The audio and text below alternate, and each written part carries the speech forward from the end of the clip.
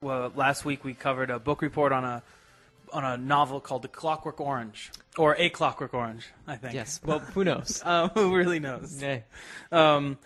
And the other option that Seth had was to talk about my paper that covered my field trip to Mexico, where I lived for 2 weeks in Mexico with a family in a small town south of the Arizona border. Wow. And I have not read this paper since I turned it in. And so I have no idea what it contains. I don't even know if it's entirely complete because of the way it opens. But let's just take a trip. Let's take a small little jaunt down to our border brothers. Good luck, everyone. Before this field trip, I couldn't conceive of working in another family rather than my own as an actual member. I got a chance to see myself in how I work as an individual, the kind of people I'm attracted to as companions. The people I grew close to on the trip had many similar characteristics as my friends back home. My friends cared about me, understanding what they were talking about at all times. And they were curious about our conversations in English. I never thought I would learn Spanish as quickly as I did in Ben Hill, which was Benjamin Hill was the town, but I guess it's Ben Hill now.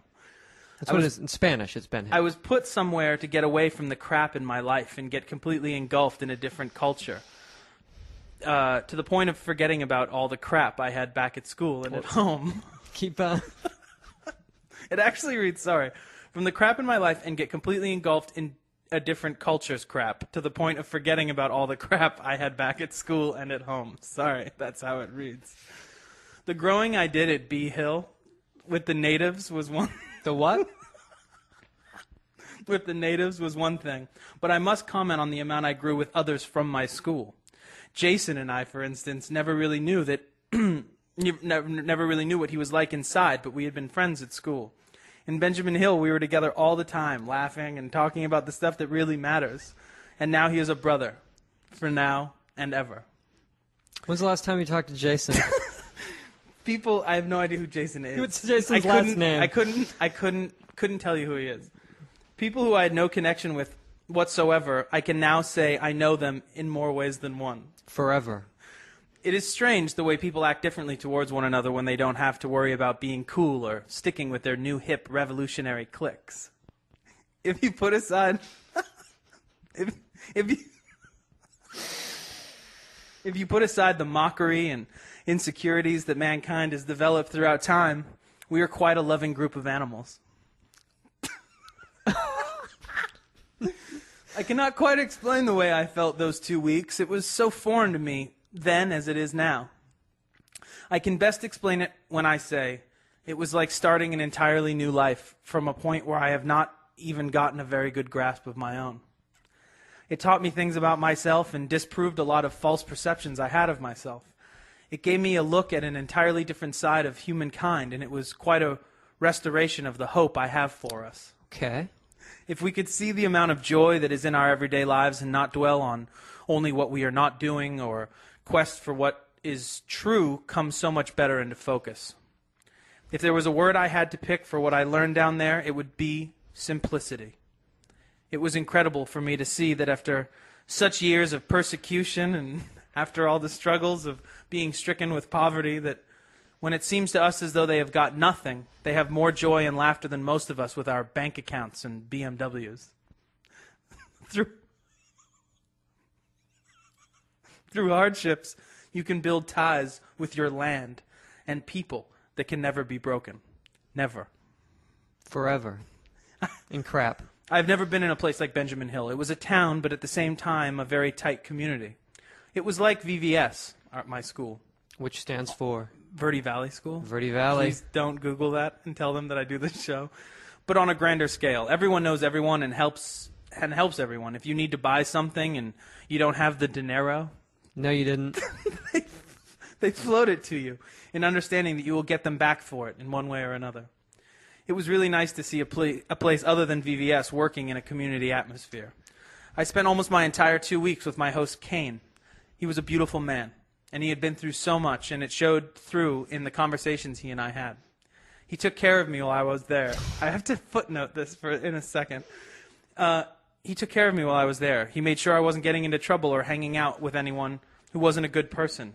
I thanked him and I thanked him, but I never felt like I could thank him enough. Yeah. The amount he and the rest of his family had to sacrifice just to accommodate me was incredible. So here I was, 11 or 12 days into my 2-week stay, and I realized how limited my time was there. I had learned so much, yet there was still so much more I wanted to experience. I enjoyed myself to the fullest extent my last couple of days, but leaving Benjamin Hill was hard because I did not get to say goodbye to half the people that I wanted to. But that just gave me more incentive to return and, Yeah? and spend more time con mis hermanos in What? Benjamin Hill. Oh, I'm sorry, what was that? I said it just gave me more incentive to return and spend more time con mis hermanos in Benjamin Hill. If there was one thing I could change, it would be that I could have explained the amount of gratitude I had for my hosts. They are my family, for now, and forever. Yeah. I made ties with them that will never be broken or forgotten. Now, my host, Kane. Kane? Kane It's like cocaine? well, basically, because Kane figured out pretty early on that I was looking for weed. And so he took me to a dude's house, scariest guy I've ever met. They sold me an enormous bag of marijuana. And it was crazy marijuana.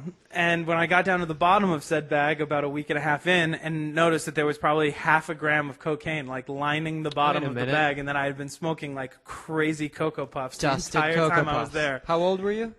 15. Of course. Kane was also the guy who set up a little movie viewing experience in my little room was with nice of a him. film projector, no sound, but a film projector. Okay. Silence. So, And it was the dirtiest Mexican porn I'd ever wait a seen. minute.